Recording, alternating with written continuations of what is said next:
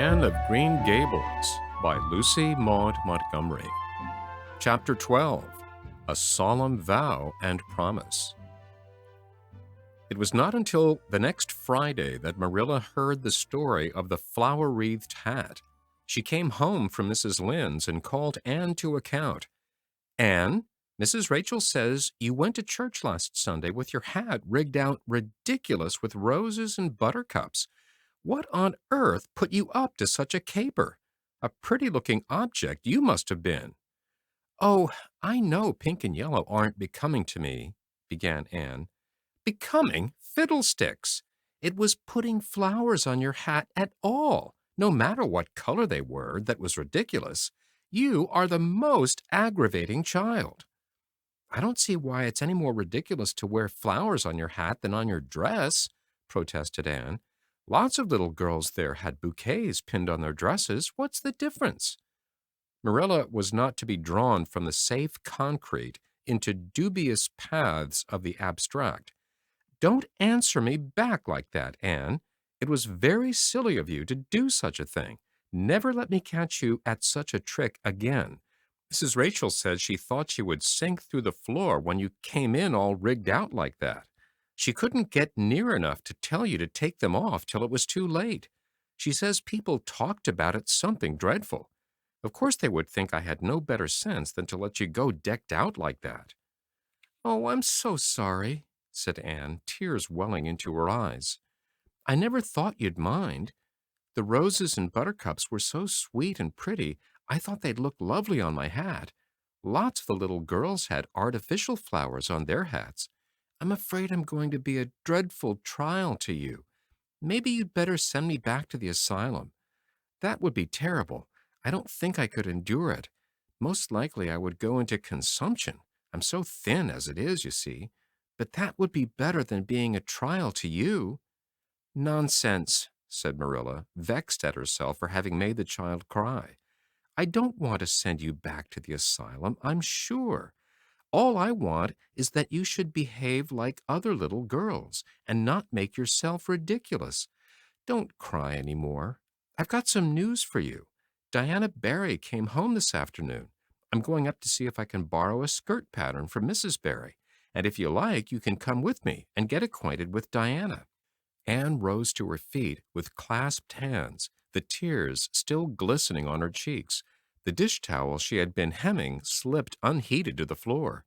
"Oh, Marilla, I'm frightened. Now that it has come, I'm actually frightened. What if she shouldn't like me? It would be the most tragical disappointment of my life." "Now, don't get into a fluster, and I do wish you wouldn't use such long words. It sounds so funny in a little girl. I guess Diana will like you well enough. It's her mother you've got to reckon with. If she doesn't like you, it won't matter how much Diana does. If she has heard about your outbursts to Mrs. Lynde and going to church with buttercups round your hat, I don't know what she'll think of you. You must be polite and well-behaved, and don't make any of your startling speeches. For pity's sake, if the child isn't actually trembling." Anne was trembling. Her face was pale and tense. "Oh, Marilla, you'd be excited too if you're going to meet a little girl you hope to be your bosom friend and whose mother mightn't like you," she said as she hastened to get her hat. They went over to Orchard Slope by the shortcut across the brook and up the Furry Hill Grove. Mrs. Barry came to the kitchen door in answer to Marilla's knock. She was a tall, black-eyed, black-haired woman with a very resolute mouth. She had the reputation of being very strict with her children. "How do you do, Marilla?" she said cordially. "Come in.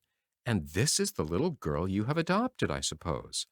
"Yes, this is Anne Shirley," said Marilla. "Spelled with an E," gasped Anne, who, tremulous and excited as she was determined there should be no misunderstanding on that important point. Mrs. Barry, not hearing or not comprehending, merely shook hands and said kindly, "How are you?" "I am well in body, although considerable rumpled up in spirit, thank you, ma'am," said Anne gravely. Then aside to Marilla in an audible whisper, "There wasn't anything startling in that, was there, Marilla?" Diana was sitting on the sofa reading a book which she dropped when the callers entered. She was a very pretty little girl with her mother's black eyes and hair and rosy cheeks and the merry expression which was her inheritance from her father. "This is my little girl Diana," said Mrs. Barry. "Diana, you might take Anne out into the garden and show her your flowers. It will be better for you than straining your eyes over that book. She reads entirely too much." This to Marilla as the little girls went out. "And I can't prevent her, for her father aids and abets her. She's always poring over a book. I'm glad she has the prospect of a playmate. Perhaps it will take her more out of doors." Outside in the garden, which was full of mellow sunset light streaming through the dark old firs to the west of it, stood Anne and Diana, gazing bashfully at each other over a clump of gorgeous tiger lilies. The Barry garden was a bowery wilderness of flowers, which would have delighted Anne's heart at any time less fraught with destiny. It was encircled by huge old willows and tall firs, beneath which flourished flowers that loved the shade. Prim, right-angled paths, neatly bordered with clamshells, intersected it like moist red ribbons, and in the beds between, old-fashioned flowers ran riot. There were rosy bleeding hearts and great splendid crimson peonies, white, fragrant narcissi, and thorny, sweet Scotch roses. Pink and blue and white columbines and lilac-tinted bouncing bets, clumps of southernwood and ribbon grass, and mint, purple Adam and Eve, daffodils, and masses of sweet clover, white with its delicate, fragrant, feathery sprays, scarlet lightning that shot its fiery lances over prim white musk flowers. A garden it was, where sunshine lingered and bees hummed and winds, beguiled into loitering, purred and rustled. "Oh, Diana," said Anne at last, clasping her hands and speaking almost in a whisper. "Oh, do you think you can like me a little, enough to be my bosom friend?" Diana laughed. Diana always laughed before she spoke. "Why, I guess so," she said frankly. "I'm awfully glad you've come to live at Green Gables. It will be jolly to have somebody to play with. There isn't any other girl who lives near enough to play with, and I've no sisters big enough." "Will you swear to be my friend forever and ever?" demanded Anne eagerly. Diana looked shocked. "Why, it's dreadfully wicked to swear," she said rebukingly. "Oh, no, not my kind of swearing. There are two kinds, you know." "I've never heard of but one kind," said Diana doubtfully.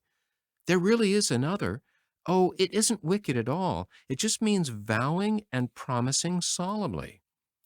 "Well, I don't mind doing that," agreed Diana, relieved. "How do you do it?"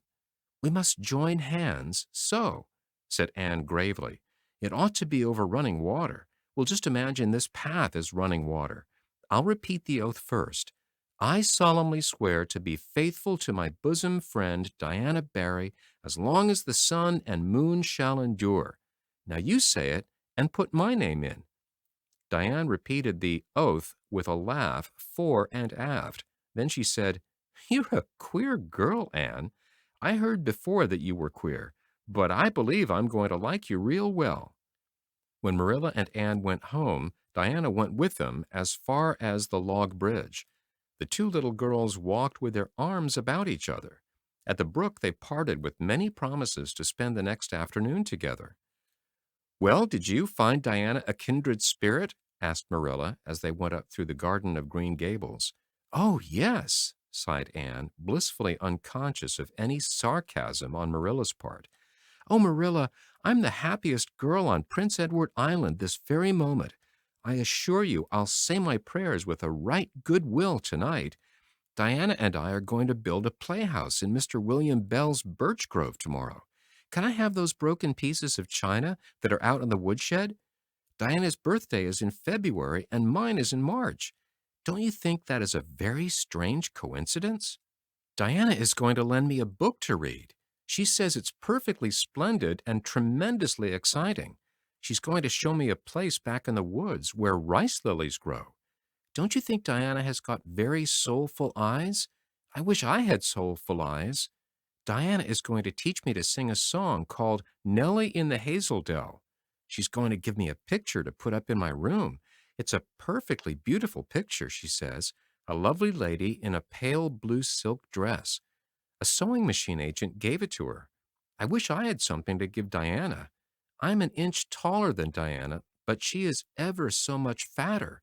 She says she'd like to be thin because it's so much more graceful, but I'm afraid she only said it to soothe my feelings. We're going to the shore some day to gather shells. We have agreed to call the spring down by the log bridge the Dryad's Bubble. Isn't that a perfectly elegant name? I read a story once about a spring called that. A dryad is sort of a grown-up fairy, I think. Well, all I hope is you won't talk Diana to death, said Marilla. But remember this in all your planning, Anne. You're not going to play all the time, nor most of it. You'll have your work to do, and it'll have to be done first. Anne's cup of happiness was full, and Matthew caused it to overflow. He had just got home from a trip to the store at Carmody, and he sheepishly produced a small parcel from his pocket and handed it to Anne, with a deprecatory look at Marilla. I heard you say you like chocolate sweeties, so I got you some, he said. Sniffed Marilla. It'll ruin her teeth and stomach. There, child, don't look so dismal. You can eat those, since Matthew has gone and got them. He'd better have brought you some peppermints. They're wholesomer. Don't sicken yourself eating all of them at once now. Oh, no, indeed I won't, said Anne eagerly. I'll just eat one tonight, Marilla, and I can give Diana half of them, can I? The other half will taste twice as sweet to me if I give some to her. It's delightful to think I have something to give her. I will say it for the child, said Marilla when Anne had gone to her gable.